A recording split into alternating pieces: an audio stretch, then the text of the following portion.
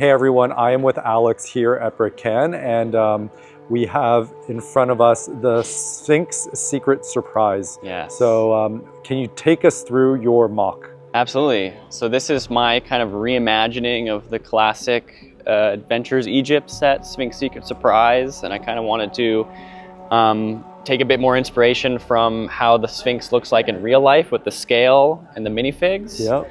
But I wanted to kind of honor the original set, so I kept the same color scheme with the light gray and kind of modernized it with using the deeper red and dark blue for the headdress. I like the fact you use some color or some lighting in there. Absolutely. It was sort of actually inspired by this classic tile where you see the doors being opened and then revealing the skull at the end there. So it's kind of telling that story of like the grave robbers coming in and being thwarted by, you know, the ancient powers that be. Yep.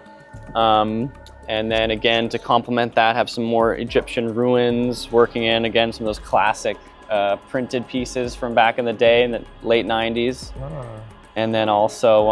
How did you get some of the pieces from back then? Well, BrickLink for sure, yeah. Lots of BrickLink orders, and also just secondhand used parts, especially for some of the vintage pieces. Being in a local club myself, there's lots of people looking to trade stuff, so definitely helps for sure. So how did you decide on the layout of using like the different parts of this this scape? Well, this was originally as the VLC, the Vancouver Lego Club I'm a part of, originally did a exhibit design much larger than this. Okay. And so that kind of dictated some of the positioning of things. It was sort of an ocean layout, hence the blue water around the ridge. Okay. And so that helped decide some things. I definitely started with the Sphinx, built that first, and then kind of wanted to kind of shift focus around, have just so you're not kind of your eyes drawn to one thing, but then built the temple next, and then needed a place for the truck. Probably some of the interior of the temple too. Cool. Yeah. Oh, you got some. You got some snakes running out, chasing off, our classic adventures characters. You even have, it's like a film set.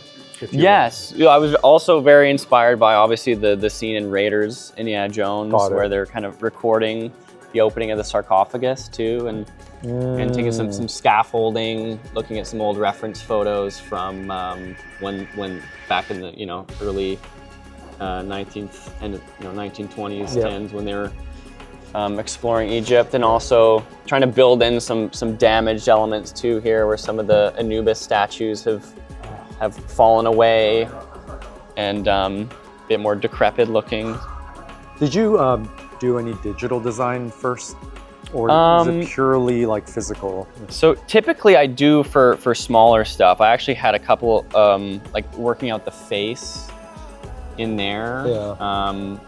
Tried a couple variations, but for the most part, if I'm building something large like this, I'll work just straight up with bricks. Okay, I'm gonna just pan over here, get a different angle, because this is so intricate. I just want to take everybody through it. And yeah, like the truck was again also inspired by Raiders of the Lost Ark. Yeah, did you have any of the Indiana Jones parts in here? A few. I mean, I actually don't own any of the sets. That I believe the tent might actually have been from that line. Okay. But yeah, and then there's also the Pharaoh's Quest characters as well. So what was your favorite part of building this mock? I think definitely like referencing the Sphinx in real life and trying to, I love how I worked out the paws, those round shape for the kind of toes on the paws. I really, and also like insetting them so they're kind of at different heights in the sand, so it kind of looks like it's been excavated, buried. It was a fun element for me. I feel like with reference to sand, another one you're going to have to do at some point is dune related.